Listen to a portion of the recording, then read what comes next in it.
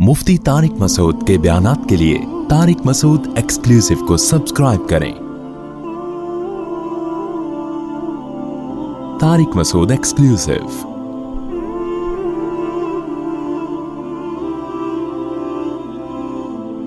देखो, इस्लाम में सबसे पहले जान की हिफाजत है। यही वजह है कि जान बचाने के लिए खिंजीर खाने की भी शरीयत ने इजाजत दी। तो जान पे कॉम्प्रोमाइज बोलो नहीं करना चाहिए। दूसरे नंबर पर इज्जत है या पैसा है? इज्जत है।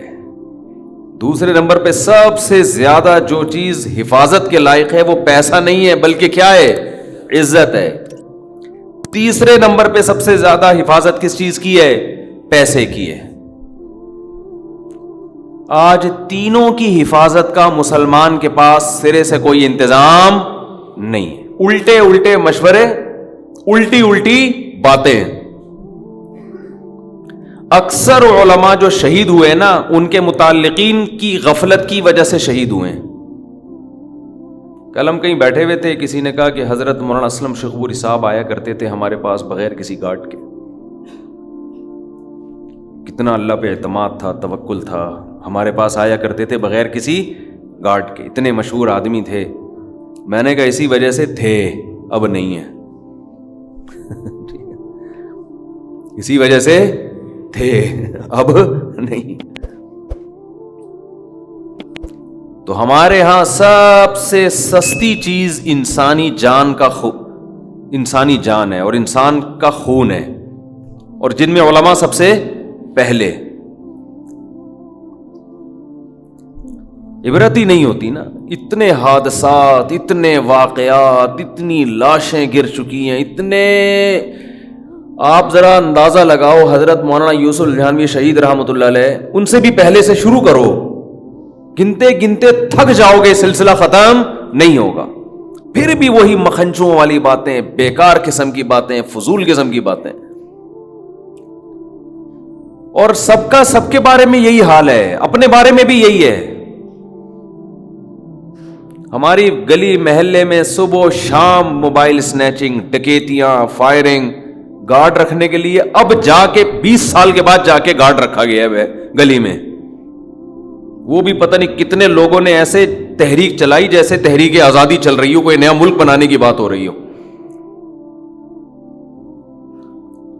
लोगों की जेब से पैसे ही नहीं निकलते। ओ भाई, मोबाइल स्नैचिंग हो रही है, डाकू गली गली महल्ले में जरा जरा सी बात पे जान ले रहे हैं। कुछ तो करो। बस गवर्नमेंट को गालियां दी और पतली गली से निकल ली, अपनी बारी का इंतजार कर रहे हैं। गवर्नमेंट को आप अच्छा कहो, बुरा कहो, डाकू अपने मफाद के लिए आपकी जान 2 मिनट में लेगा, माजूर कर देगा आपको। लेकिन ना अपनी हिफाजत के लिए कोई असलहा रखा जा रहा है, लाइसेंस बनवाया जा रहा है, ना कोई और। सब अवाम का भी यही हाल है। ना गली महल्ले में कोई इंतजाम किया जा रहा है। पहले बैरियर लगा दिए थे तो जिग-जैग खेलते रहो बस गलियों में। सांप वाला नहीं होता था यहां से जो, तो हम भी सांप वाला सच्ची मुच्ची में शुरू हो गए थे। यहां से गए, बंद हो गए, अब वहां से घूम के जाओ, फिर उधर से गए, आगे बंद है, फिर वहां से। वो सांप वाला बन गया था पूरा। पहले मोबाइल में आता था ना सांप वाला।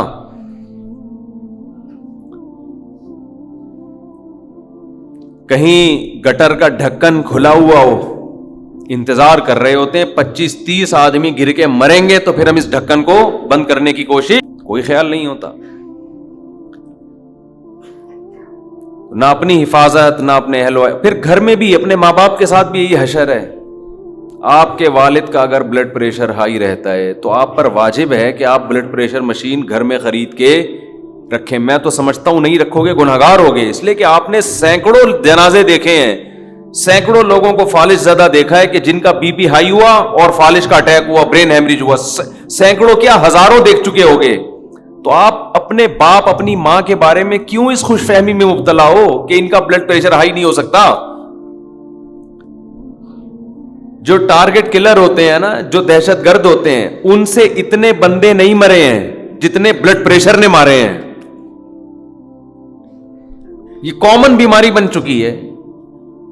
लेकिन कोई ख्याल, बोलो है घर में किसी को ख्याल? تو میں نے تو جب یہ سنا نا کہ بلڈ پریشر سے اتنے تو میں نے سب سے پہلے گھر میں لا کے بلڈ پریشر مشین رکھی. اپنی والدہ کے لیے, اللہ ان کی مغفرت فرمائے, انتقال ہو گیا. ہم نے کہا پہلے تو یہ گھر میں رکھو, ذرا سی طبیعت خراب ہو پہلے بی پی آدمی خود چیک کر لے, کیونکہ بلڈ پریشر تو خاموش قاتل ہے, ایسے اڑاتا ہے کہ آپ کو پتہ بھی نہیں چلتا. اپنی زندگی میں میں نے ڈاکٹروں کو روتے ہوئے دیکھا ہے کہ ہم نے بی پی چیک نہیں کیا, گردے خراب ہو گئے ہمارے. ایسے سسک کی دنیا سے جاتے ہوئے دیکھا ہے اچھے ڈاکٹروں کو. تو ایک بیماری جب کامن ہے, جب پھیل گئی ہے, سبھی کو ہو رہا ہے, تو یار تھوڑا احتیاط کر لو بھائی. احتیاط بھی نہیں کرو, چیک تو کر لو کہ ہے, مجھے یقین آ جائے, ایمان آ جائے کہ ہاں بھائی ہے. پھر بے شک مرو تو سوچ سمجھ کے مرو گے کہ یار میں مرنے پہ ہی راضی ہوں, بی پی ہائی ہے, میں 6 انڈے کھاؤں گا. میں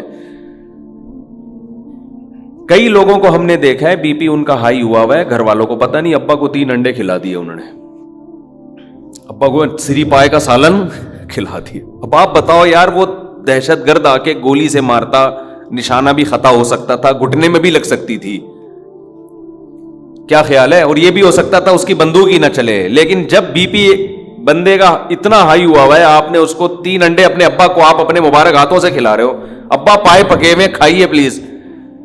اب یہ گھٹنے پہ جا کے نہیں لگے گا, اب یہ نشانہ خطا نہیں ہوگا, اب یہ ڈائریکٹ برین ہیمریج کرے گا, یہ ڈائریکٹ دماغ کی رگ پھاڑے گا, یہ جا کے یہ ہارٹ اٹیک کا ذریعہ بنے گا, کچھ بھی ہوگا. تو مر رہے ہیں لوگ, عمریں ختم. عمر کوئی, آپ قبرستان جا کے ذرا لوگوں کی عمر تو دیکھو نا, ایج دیکھو کتنی ہے لوگوں کی. میں نے تو سروے کیا ہے, 60, 55, 50, 90% 55, 60 کے اندر نظر آئیں گے آپ کو. 90% کوئی ایک آدھ سینکڑوں میں ہوگا جو جی 70 سال یا 75 یا 80 سال. تو یہاں بھی غفلت ہے. سب سے پہلے کیا ہے اسلام میں؟ بولو, جان. وہ ہر قیمت پہ بچانی ہے, کیونکہ یہ ایک ایسی نعمت ہے جو ایڑیاں رگڑ لوگے لیکن دوبارہ نہیں ملے گی. ہندو کہتے ہیں 7 جنم ہے, اسلام کہتا ہے بس 1 جنم, دوبارہ یہ روح دنیا میں نہیں آئے گی. حضرت عیسیٰ علیہ الصلاۃ والسلام دنیا میں آئیں گے, لیکن وہ بھی زندہ ہیں, ابھی تک ان پر موت واقع ہوئی نہیں ہے. اللہ ایسے بھی تو کر سکتا تھا نا کہ عیسیٰ علیہ السلام کو موت واقع کر دیتا, پھر دوبارہ زندہ کر کے لے آتا. اللہ نے کہا نہیں, میرا قاعدہ ہی نہیں ہے, تو گیا دنیا سے تو گیا بس. تو ان کو اللہ نے زندہ آسمانوں پہ اٹھا لیا کہ ایک ہی دفعہ میں موت واقع ہوگی. تو جو چیز ایک دفعہ مل کے دوبارہ کسی قیمت پہ نہ ملنے والی ہو, اس کو تو ویسے ہی انسان, وہ تو چرس بھی ہو تو رکھتا ہے سنبھال کے, بھائی یہ مجھے بعد میں عجائب گھر میں بھی نظر نہیں آئے گی, لیکن اس کو رکھ لو یار ایک یادگار کے طور پہ, کہ اگرچہ میرے کام کی نہیں ہے, میرے استعمال کی نہیں ہے, لیکن دیکھ تو لو نا.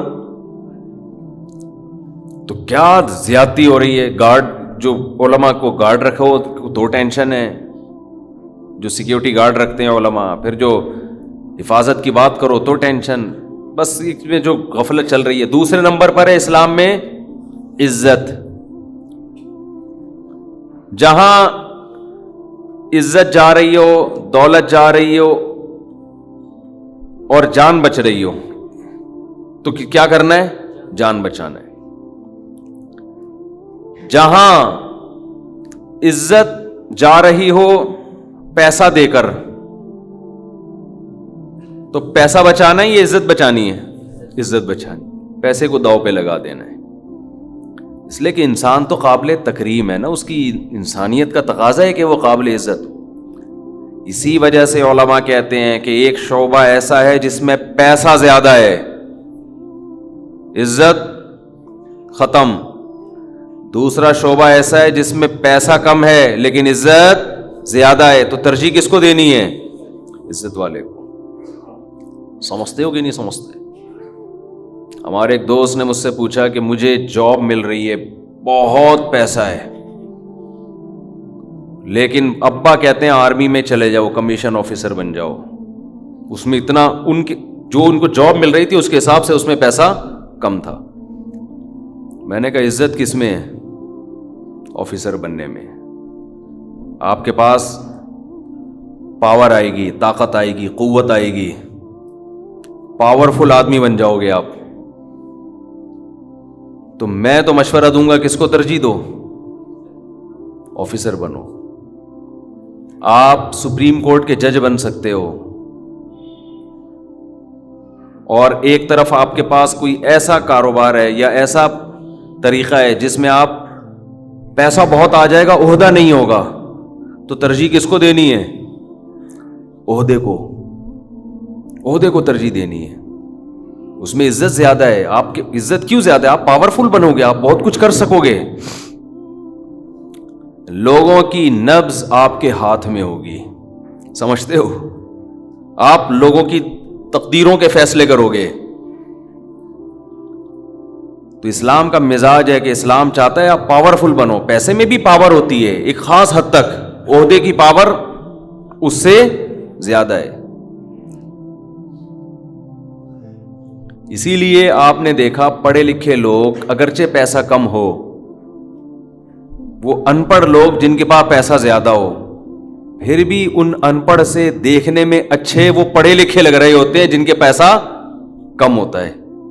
وہ پڑھے لکھے زیادہ سلیقے والے ہوتے ہیں، زیادہ میچور ہوتے ہیں، ان کی بات کا انداز، بات چیت، ان کا مینٹل لیول، یہ ہر لحاظ سے اس دولت مند سے یہ بہتر ہوتے ہیں. تو اپنی اولادوں کے لیے بھی اس کا انتخاب کیا کرو. شریعت میں کاروبار کو ملازمت پہ ترجیح دی گئی ہے. اس کی ایک بڑی وجہ یہ بھی ہے کہ اگر جاب کہیں ماتحت ہو کے کرو گے تو کاروبار میں عزت، یعنی اگر آپ کسی اچھے عہدے سے ترجیح دے رہے ہو پھر تو عہدے میں عزت زیادہ ہے. لیکن اگر عہدہ ہٹا کے ملازمت کر رہے ہو اور ایک طرف بزنس کر رہے ہو تو عزت کس میں زیادہ ہے؟ بزنس میں.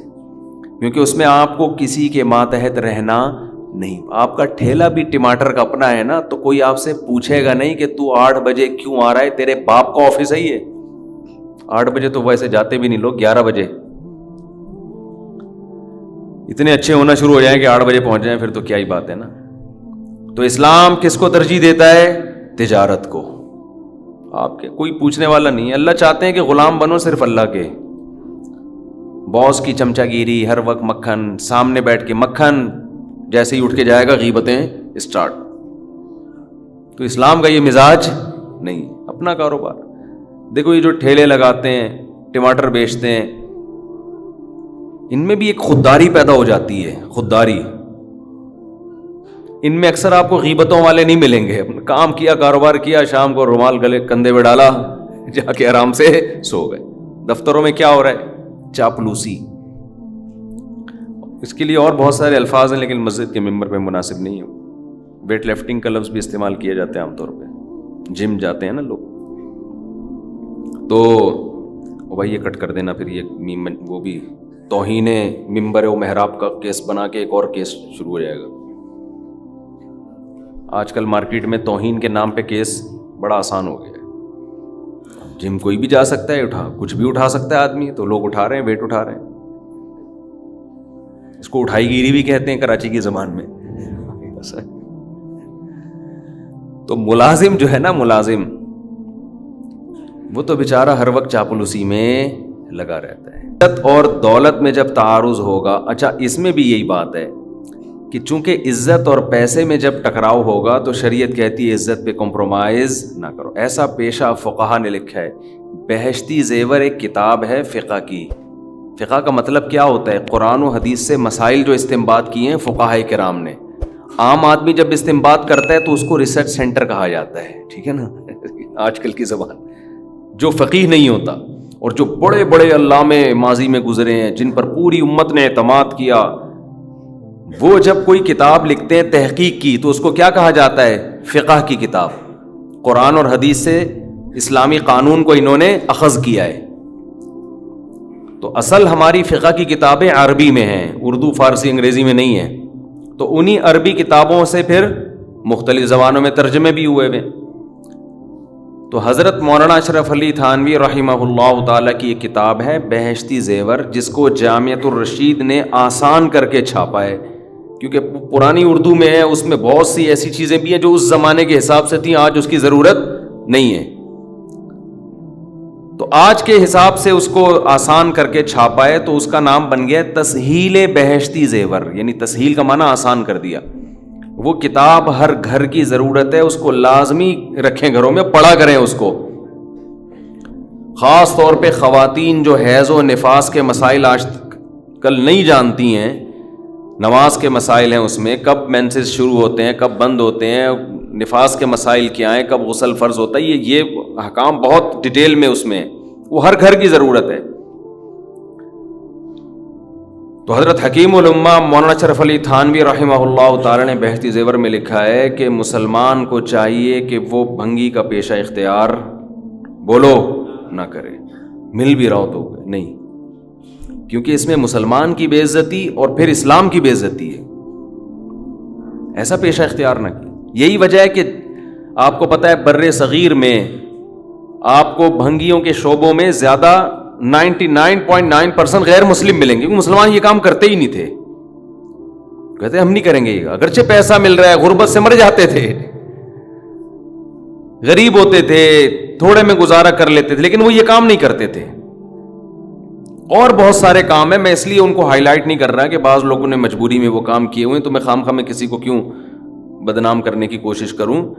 لیکن اصولی بات یہ ہے کہ آپ جو پیشہ اختیار کرتے ہیں نا، اس کا آپ کی کھوپڑی پہ بہت گہرا اثر پڑتا ہے، آپ کی سوچ اسی حساب سے بن جاتی ہے، آپ کے جو مینٹل لیول ہے نا وہ اسی حساب سے ڈاؤن ہونا شروع ہو جاتا ہے جو پیشہ آپ اختیار کر رہے ہیں.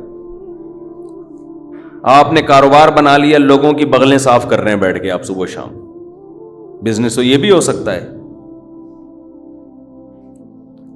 لیکن تھوڑے دنوں میں کیا ہوگا، آپ کا جو دماغ ہے نا وہ اسی حساب سے ڈاؤن ہونا شروع ہو جائے گا.